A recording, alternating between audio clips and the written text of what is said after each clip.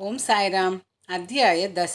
श्री साई बाबा का रहन सहन, शयन पटिया, शिरडी में निवास, उनके उपदेश, उनकी विनयशीलता, नानावली सुगम पथ। प्रारंभ।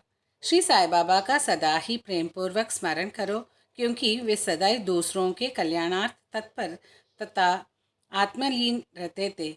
उनका स्मरण करना ही जीवन और मृत्यु की पहेली हल करना है। साधनाओं में यह अति श्रेष्ठ तथा सरल साधना है, क्योंकि इसमें द्रव्य व्यय नहीं होता।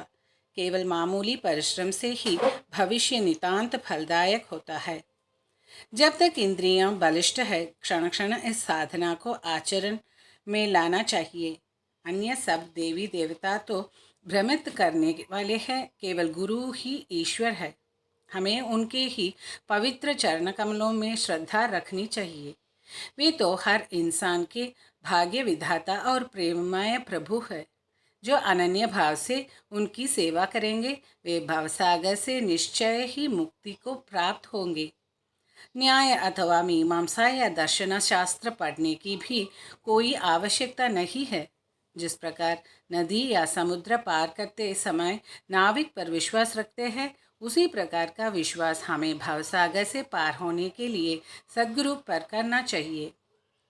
सद्गुरु तो केवल भक्तों के भक्ति भाव की ओर ही देखकर उन्हें ज्ञान और परमानंद की प्राप्ति करा देते हैं।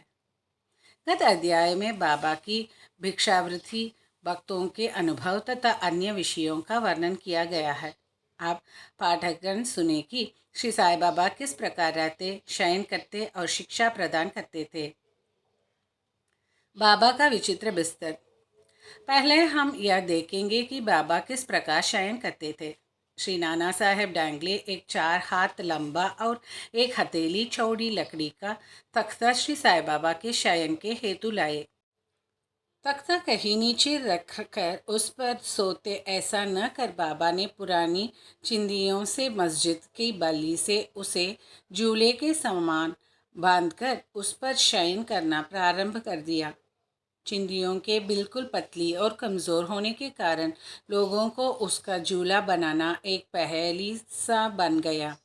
चिंदियाँ को केवल तख्ते का भी भार वहन नहीं कर सकती थी, फिर वे बाबा के शरीर का भार किस प्रकार सहन कर सकेंगी। जिस प्रकार भी हो, यह तो राम ही जाने, परंतु यह तो बाबा की एक लीला थी। जो फटी चिंदियाँ तख्ते तथा बाबा का भार संभाल रही थी। तख्ते के चारों कोनों पर दीपक रात्रि भर जला रखते थे। बाबा को तख्ते पर बैठे या शयन करते हुए देखना देवताओं को भी दुर्लभ दृश्य था। सब आश्चर्यचकित थे कि बाबा किस प्रकार तख्ते पर चढ़ते होंगे और किस प्रकार नीचे उतरते होंगे।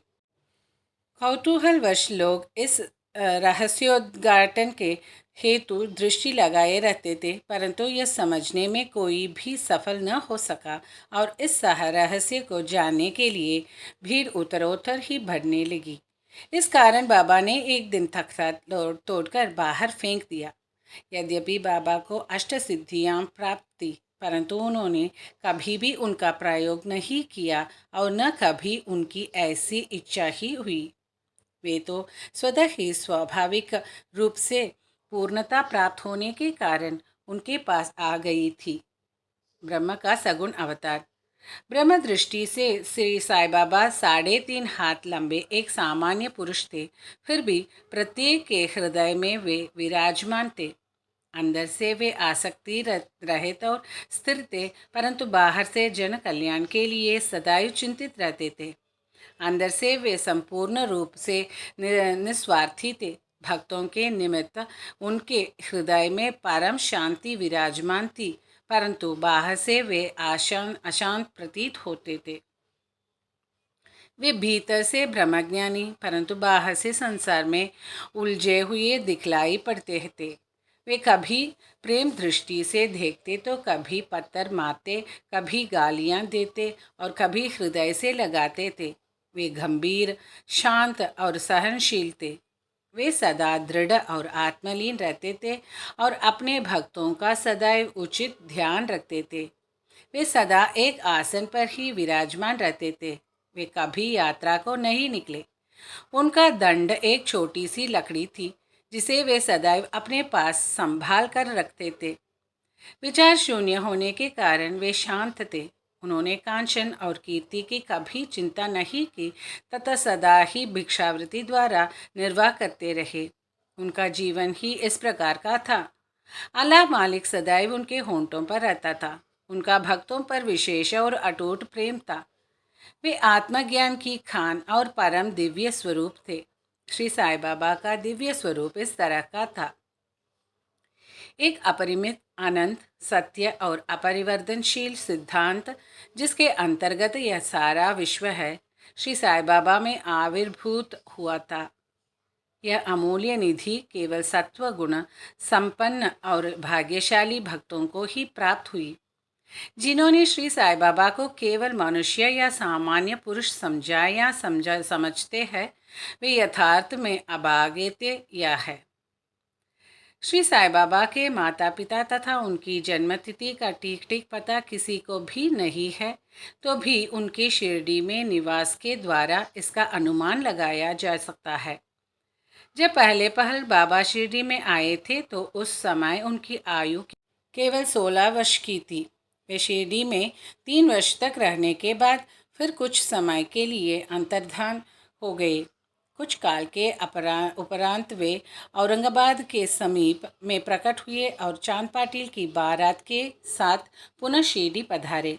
उस समय उनकी आयु 20 वर्ष की थी। उन्होंने लगातार 60 वर्षों तक शिरडी में निवास किया और सन 1918 में महासमाधि ग्रहण की। इन तकियों के आधार पर हम कह सकते हैं कि उनकी जन्मतिथि सन 1838 के लगभग थी। बाबा का ध्येय और उपदेश। 17वीं शताब्दी में संत रामदास प्रकट हुए और उन्होंने यवनों से गायों और ब्राह्मणों की रक्षा करने का कार्य पर्याप्त सीमा तक सफलतापूर्वक किया। परंतु 2 शताब्दियों के व्यतीत हो जाने के बाद हिंदू और मुसलमानों में वैमनस्य बढ़ गया और इससे दूर करने के लिए ही श्री साईं बाबा प्रकट हुए। उनका सभी के लिए यही उपदेश था कि राम अथवा जो हिंदू का भगवान है और रहीम जो मुसलमानों का खुदा है, एक ही है और उनमें किंचित मात्र भी भेद नहीं है। फिर तुम उनके अनुयायी क्यों पृथक पृथक रहकर परस्पर झगड़ते हो? अज्ञानी बालकों, दोनों जातियां एकता साध कर और एक साथ मिलजुल कर रहो, शांति चित्त से रहो और इस प्रकार राष्ट्रीय एकता का ध्येय प्राप्त करो। कलह और विवाद व्यर्थ है, इसलिए न झगड़ो और न परस्पर प्राणघातक ही बनो। सदैव अपने हित तथा कल्याण का विचार करो। श्रीहरि तुम्हारी रक्षा अवश्य करेंगे। योग, वैराग्य, तप, ज्ञान आदि ईश्वर के समीप पहुँचने के मार्ग है। यदि तुम किसी तरह सफल साधक नहीं बन सकते तो तुम्हारा जन्म व्यर्थ है। तुम्हारी कोई कितनी ही निंदा क्यों न करे, तुम उसका प्रतिकार न करो। यदि कोई शुभ कर्म करने की इच्छा है तो सदैव दूसरों की भलाई करो। संक्षेप में यही श्री साईं बाबा का उपदेश है कि उपर्युक्त कथानुसार आचरण करने से भौतिक तथा आध्यात्मिक दोनों ही क्षेत्रों में तुम्हारी प्रगति होगी। सच्चिदानंद सद्गुरु श्री साईनाथ महाराज। गुरु तो अनेक है। कुछ गुरु ऐसे हैं जो द्वार द्वार हाथ में वीणा और करताल लिए अपनी धार्मिकता का प्रदर्शन करते फिरते हैं। वे शिष्यों के कानों में मंत्र फूंकते और उनकी संपत्ति का शोषण करते फिरते हैं। वे ईश्वर भक्ति तथा धार्मिकता का केवल डोंगे ही रचते हैं। वे वस्तुतः अपवित्र और अधार्मिक होते हैं। श्री साईं बाबा ने धार्मिक निष्ठा प्रदर्शित करने का विचार भी कभी मन में नहीं किया। दैहिक बुद्धि उन्हें किंचित मात्र भी छू न गई थी, परंतु उनमें भक्तों के लिए असीम प्रेम था। गुरु 2 प्रकार के होते हैं, एक नियत और 2 अनियत। अनियत गुरु के आदर्शों से अपने में उत्तम गुणों का विकास होता तथा चित्त की शुद्धि होकर विवेकी बुद्धि होती है। वे भक्ति पथ पर लगा देते हैं, परंतु नियत गुरु की संगति मात्र से द्वैत बुद्धि का ह्रास शीघ्र हो जाता है। गुरु और भी अनेक प्रकार के होते हैं जो भिन्न भिन्न प्रकार की सांसारिक शिक्षाएं प्रदान करते हैं। यथार्थ में जो हमें आत्म आत्मस्थित बनाकर इस भवसागर से पार उतार दे, वही सद्गुरु है। श्री साईं बाबा उसी कोटि के सद्गुरु थे। उन्हीं महानता अवर्णनीय है। जो भक्त बाबा के दर्शनार्थ आते, उनके प्रश्न करने के पूर्व ही बाबा उनके समस्त जीवन की त्रिकालिक घटनाओं समान थे। वे निस्वार्थी तथा दृढ़ थे। भाग्य और दुर्भाग्य का उन पर कोई प्रभाव न था। वे कभी संशयग्रस्त नहीं हुए। देहगारी होकर भी उन्हें देह की किंचित मात्र आसक्ति न थी। देह तो उनके लिए केवल एक आवरण मात्र था। यथार्थ में तो वे नित्य मुक्त थे। वे शिरडीवासी धन्य हैं जिन्होंने श्री साईं बाबा की ईश्वर रूप में उपासना की। सोते जगाते, खाते पीते, वाड़े या खेत तथा घर में अन्य कार्य करते हुए भी वे लोग सदैव उनका स्मरण तथा गुणगान करते थे। साईं बाबा के अतिरिक्त दूसरा कोई ईश्वर वे मानते ही न थे।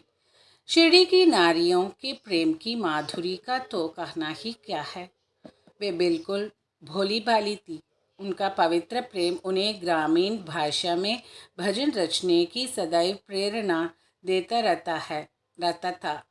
यद्यपि वे शिक्षित न थी तो भी उनके सरल भजनों में वास्तविक काव्य की झलक थी।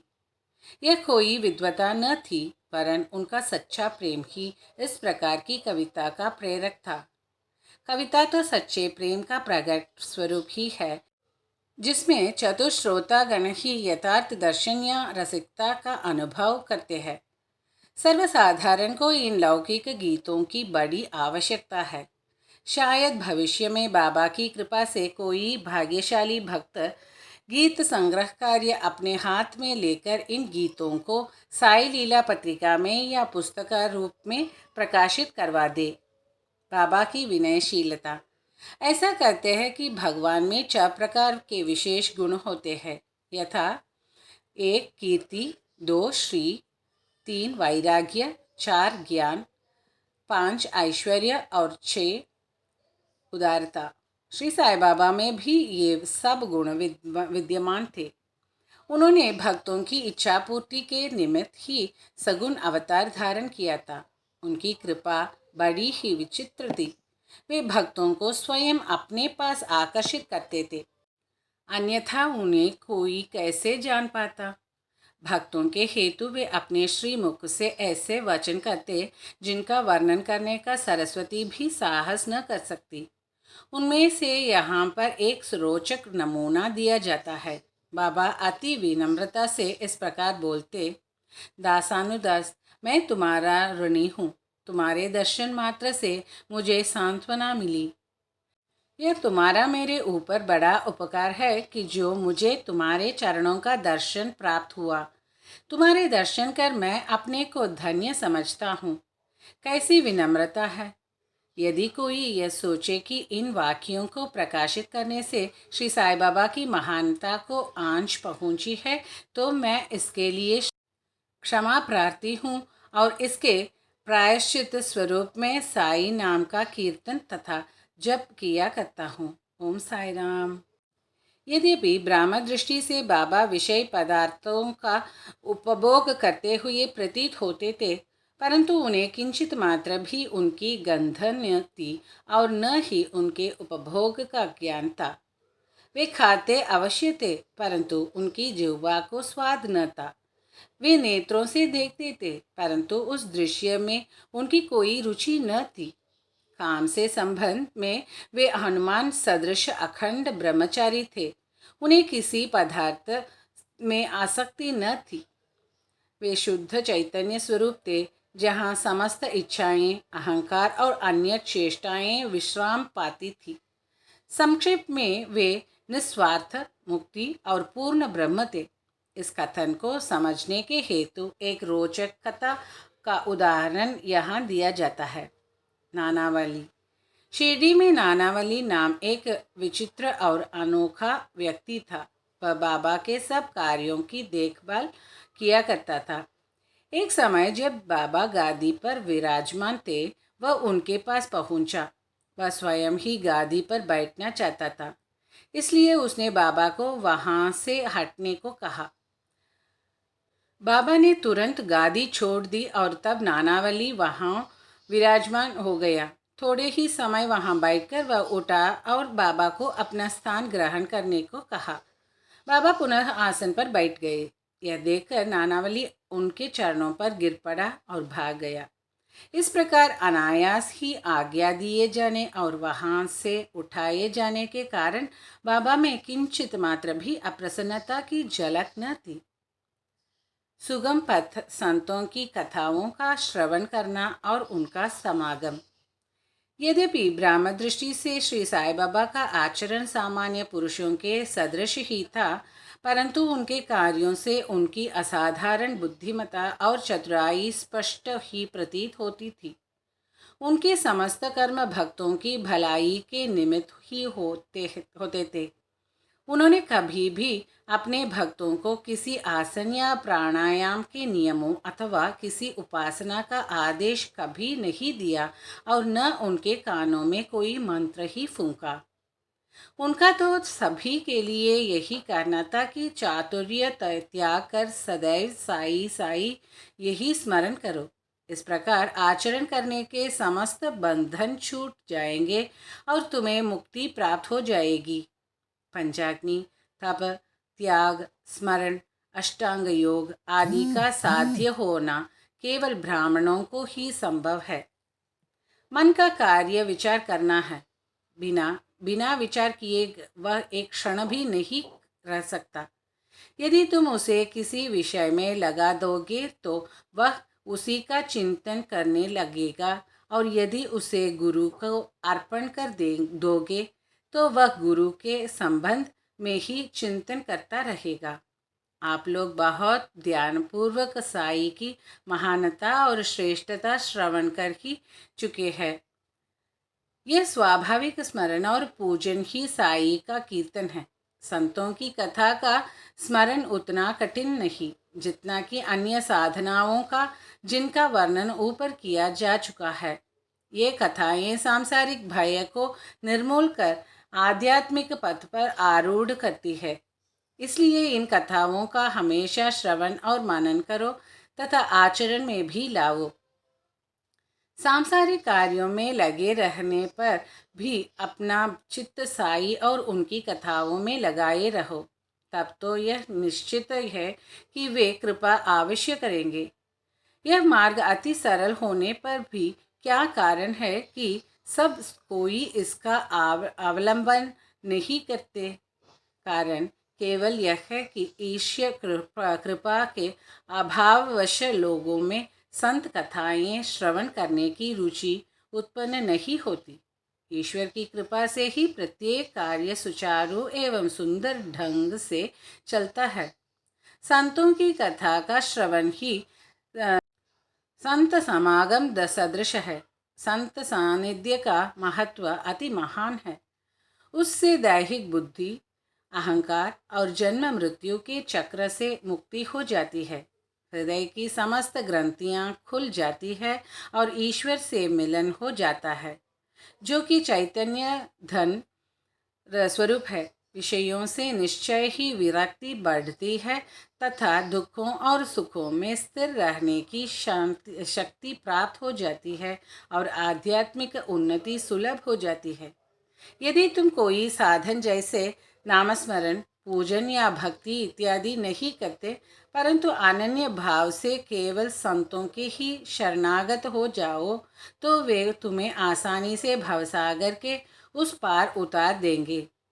इसी कार्य के निमित्त ही संत विश्व में प्रकट होते हैं। पवित्र नदियाँ गंगा, यमुना, गोदावरी, कृष्णा, कावेरी आदि जो संसार के समस्त पापों को धो देती है, वे भी सदैव इच्छा करती है कि कोई महात्मा अपने चरण स्पर्श से हमें पावन करे। ऐसा संतों का प्रभाव है। गत जन्मों के शुभ कर्मों के फलस्वरूप ही श्री साई चरणों की प्राप्ति संभव है। मैं श्री साई के मोहनी व विनाशक चरणों का ध्यान कर यह अध्याय समाप्त करता हूँ। उनका स्वरूप कितना सुंदर और मनोहर है। मस्जिद के किनारे पर खड़े हुए वे सब भक्तों को उनके कल्याणार्थ उदी वितरण किया करते हैं, जो इस विश्व को मिथ्या मानकर सदा आत्मानंद में निमग्न रहते थे। ऐसे सच्चिदानंद श्री साई महाराज के चरण कमलों में मेरा बार बार नमस्कार है। श्री सद्गुरु साईनाथ अर्पणमस्तु। शुभम भवतु। ओम साई राम। जय साई राम।